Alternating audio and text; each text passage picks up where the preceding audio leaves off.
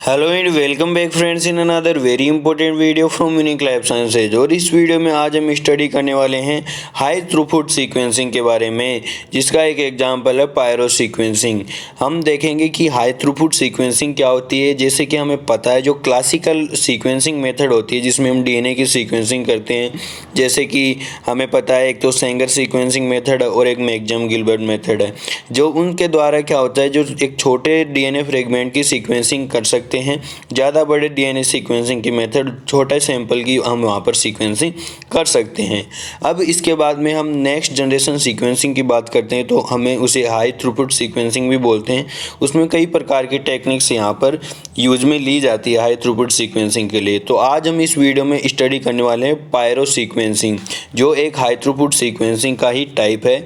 हम देखने वाले हैं कि कैसे होता है पायरो सीक्वेंसिंग में, किस प्रकार से सीक्वेंसिंग की जाती है। तो वीडियो में आगे बढ़ते हैं, लेकिन वीडियो में आगे बढ़ने से पहले यहाँ पर आपके लिए अनअकैडमी की तरफ से काउंसलिंग स्टार्ट की जा रही है। Free counselling for CSIR 2020 CSIR के लिए अलग से काउंसलिंग सेशन यहाँ पर स्टार्ट हो चुके हैं आज से, यानी 11 फरवरी से।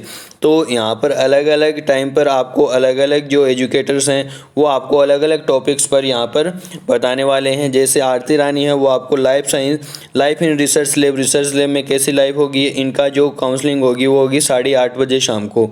अंजलि अरोरा की होगी यहाँ पर किस टॉपिक पर, best opportunity after cracking CSI net crack करने के बाद में क्या अपॉर्चुनिटी है, इनका होगा 7:30 बजे। और कुलदीप गर्ग जो होंगे उनका होगा what is next after CSI net 8:30 बजे। और दीपशिखा गोस्वामी जी का होगा यहाँ पर 6 बजे। इनका टॉपिक रहेगा CSI results, documents and interview के बारे में। तो आप जिनको भी ज्वाइन करना चाहे तो रेस्पेक्टिव टाइम्स पर आप ज्वाइन कर सकते हो, लिंक आपको डिस्क्रिप्शन में मिल जाएगा।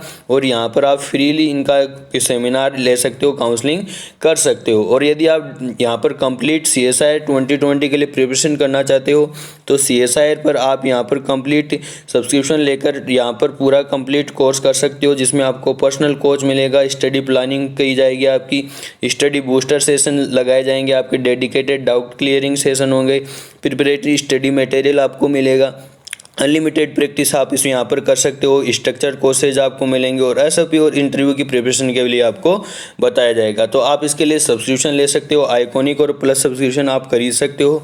लेकिन सब्सक्रिप्शन खरीदते समय आप ये प्राइस मत दे देना, क्योंकि ये प्राइस दे दोगे तो आपको थोड़ा मनी लॉस हो जाएगा। तो यहाँ पर ये प्राइस पे करने से पहले आप हमारा कोड यूज़ कीजिए ULS10। तो ULS10 जैसे ही कोड यूज़ करोगे तो इस प्राइस में से 10% आपका कम हो जाएगा। और यहाँ पर सबसे पहले समझते हैं कि जो पायरो सीक्वेंसिंग होता क्या है। तो देखिए, genome sequencing utilizing light emitting luciferase and PCR reaction mixture in oil emulsion.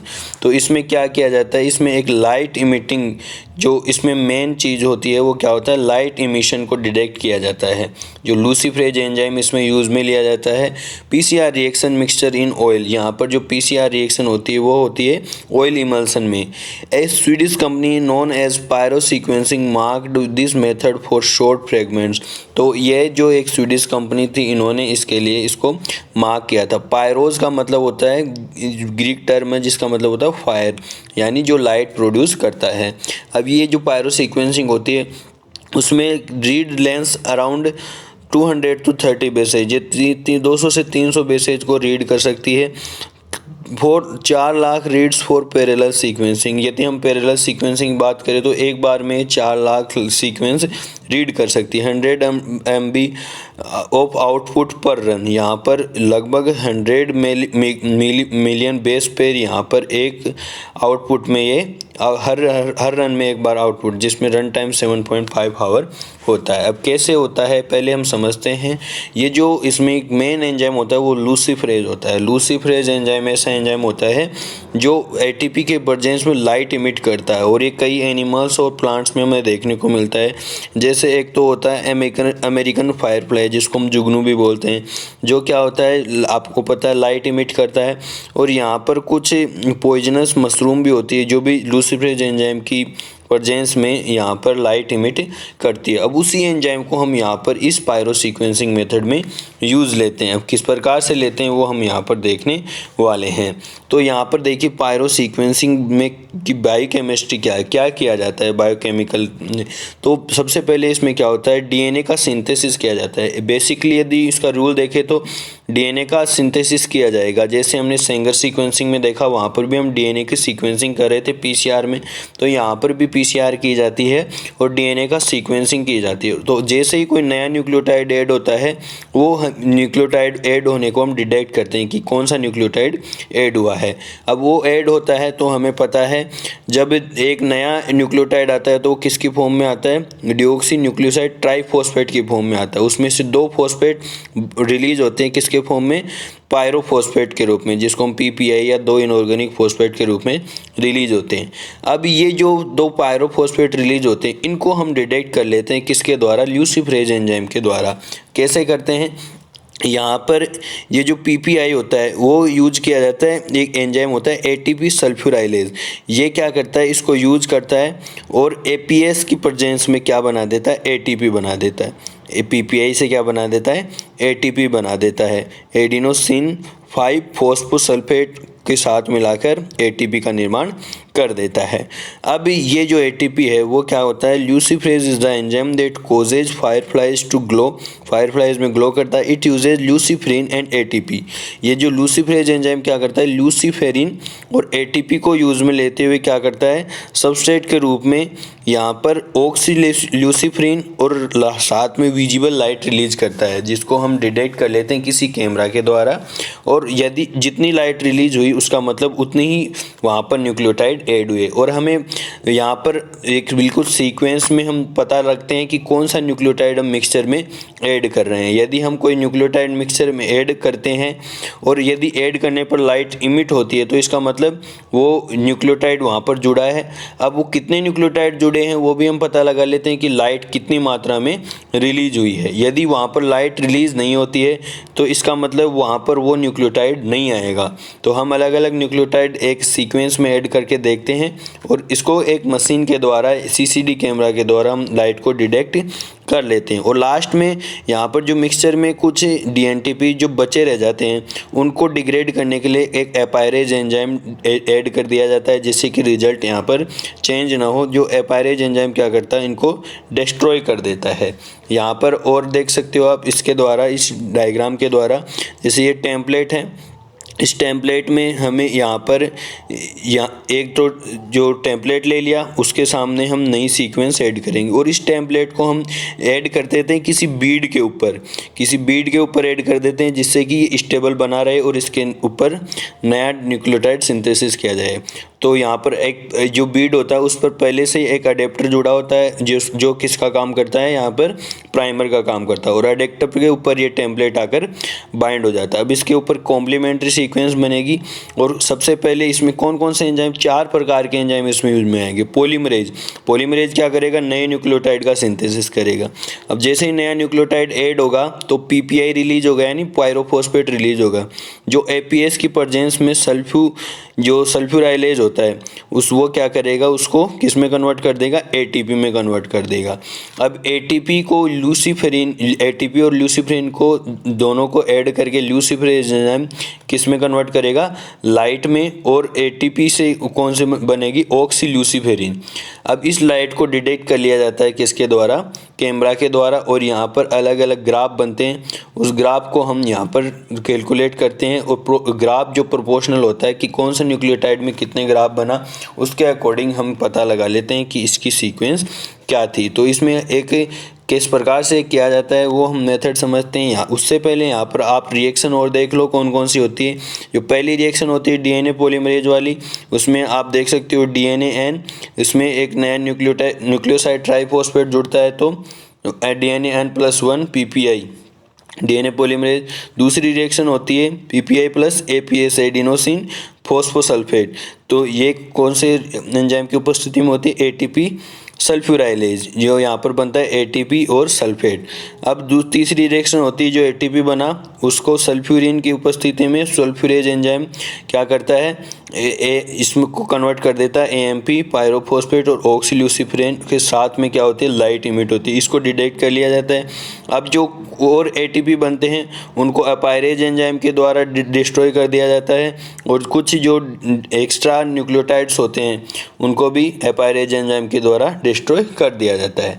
अब एक्चुअल में ये होती कैसे है, कौन कौन से इसमें पीसीआर काम में आती है, क्या कौन से बीड काम में आते हैं, वो देखते हैं। वर्किंग स्कीम क्या होती है इसकी।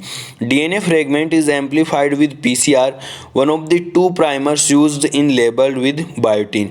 यहाँ पर क्या किया जाता है, पहले प्राइमर यूज में लिए जाते हैं जो किससे लेबल्ड रहते हैं, बायोटिन से लेबल्ड रहते हैं, जिनको हम बाद में डिटेक्ट कर सकते हैं। अब जिन प्राइमर के ऊपर जो अपना टेम्पलेट आकर बाइंड हो जाता है, अब उस प्राइमर के आगे हम जो डीएनए पॉलीमरेज नया सिंथेसिस करता है, इसमें जो हम बीड्स काम ले लेते हैं वो कौन से होते हैं, बीड्स स्टेप्टाबाइडिन बाउंडेड बीड्स इसमें लिए जाते हैं। Amplified DNA is coupled with streptavidin bound beads and denatured with NaOH। यहाँ पर NaOH के साथ डीनेचर किया जाता है, जिससे कोई एक्स्ट्रा जो अनबाउंडेड वो सभी निकल जाते हैं। The biotin labelled chain remain bound to the pellet. यहाँ पर जो बायोटिन लेबल्ड होते हैं वो किससे बाउंड रहते हैं, पैलेट से बाउंड रहते हैं।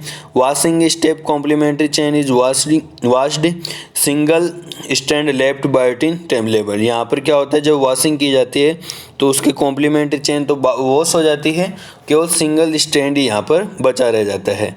अब जो टेम्पलेट होता है, template is pipetted onto the microtiter plate. यहाँ पर एक विशेष प्रकार की प्लेट होती है ऐसे, जिसमें बहुत सारे वेल बने रहते हैं, छोटे छोटे छोटे छोटे, लगभग 6000 वेल इसमें बने होते हैं, जिसको बोलते हैं microtiter plate.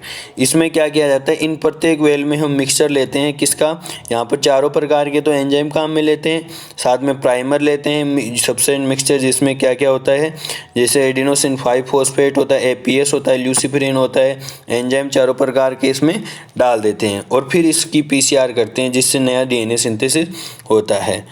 The preparation is placed in the machine में इसको हम रख देते हैं। The primer is first hybridised on the template and this is followed by gradual DNA synthesis. में धीरे धीरे डीएनए सिंथेसिस होता है। The machine adds one of the 4 necessary nucleotide triphosphate and lets the reaction takes its course. यहाँ पर machine में क्या होता है, न्यूक्लियोटाइड ऐड होते हैं, और न्यूक्लियोटाइड ऐड होते हैं तो आपको पता है क्या होगा, कौन सी क्रिया होगी, पायरोफॉस्फेट रिमूव हो गए, और पायरोफॉस्फेट जैसे जैसे रिमूव हो गए हम उनको डिटेक्ट कर लेंगे लाइट इमिशन के द्वारा। और लाइट इमिशन को हम यहाँ पर ग्राफ के द्वारा शो करेंगे। ग्राफ से हमें पता चल जाएगा कि जब हमने कौन सा न्यूक्लियोटाइड डाला तो कितनी लाइट इमिट हुई। तो यहाँ पर मान लीजिए हमने स्टार्टिंग में देखो यहाँ पर यहाँ पर जो एडिनिन डाला तो क्या हुआ, एडिनिन डाला तो यहाँ पर इतनी लाइट इमिट हुई, तो इसका मतलब वहाँ पर एक अकेला एडिनिन जुड़ा। दूसरे में हमने यहाँ पर ग्वानिन डाला तो यहाँ पर इतना बड़ा ग्राफ बना, तो इसका मतलब वहाँ पर 4 लगातार न्यूक्लियोटाइड जुड़े थे। तो इस प्रकार से हम पता लगा लेते हैं कि कितने न्यूक्लियोटाइड थे। तो अब इससे सीक्वेंस बनेगी, वो कैसे बनेगी, A-G-G-G, क्योंकि यहाँ पर 4 बार आए थे, फिर आएगा T, फिर आएगा C। अब यहाँ पर साइटोसिन और नीचे कुछ भी नहीं है, तो इसका मतलब यहाँ पर कोई न्यूक्लियोटाइड नहीं है, C नहीं आएगा। फिर उसके बाद में वापस से 2 आए हैं किसके, ग्वानिन के। तो इस प्रकार से हम ऐड करते जाते हैं और हमें पता चल जाता है। If new nucleotide is inserted it remains pitch black. यदि कोई न्यूक्लियोटाइड ऐड नहीं होता है तो ग्राफ बिल्कुल पिच ब्लैक बना रहता है। To remove surplus DNTPs to complement the reaction rapidly the DNTPs can be broken down into DNP phosphate adding by apyrase. Last में एपायरेज ऐड कर दिया जाता है जिससे जो रिएक्शन रैपिडली कंप्लीट हो सके। तो इस प्रकार से होता है क्या, अपना पायरो सीक्वेंसिंग। बिल्कुल इजी है। यहाँ पर पायरो सीक्वेंसिस सांगर सीक्वेंसिंग का थोड़ा बेसिक कॉन्सेप्ट है और इसमें लाइट को डिटेक्ट किया जाता है और हम पता लगा लेते हैं कि किस प्रकार से यहाँ पर कौन सी DNA सीक्वेंसिंग है। और इसमें एक साथ कई सैंपल एक साथ हम टेस्ट कर सकते हैं और लाखों की संख्या में हम सीक्वेंसिंग कर सकते हैं। तो आई होप आपको ये वीडियो अच्छी तरह से समझ में आ गया होगा। यदि कोई डाउट रह रहा तो आप कमेंट करके पूछ सकते हो। यदि अभी भी वीडियो आपको पसंद नहीं आया तो वीडियो को डिसलाइक कर दीजिए, यदि पसंद आया तो लाइक कर दीजिए। तो मिलते हैं इसी प्रकार के नेक्स्ट वीडियो में, तब तक के लिए धन्यवाद। Take care, bye.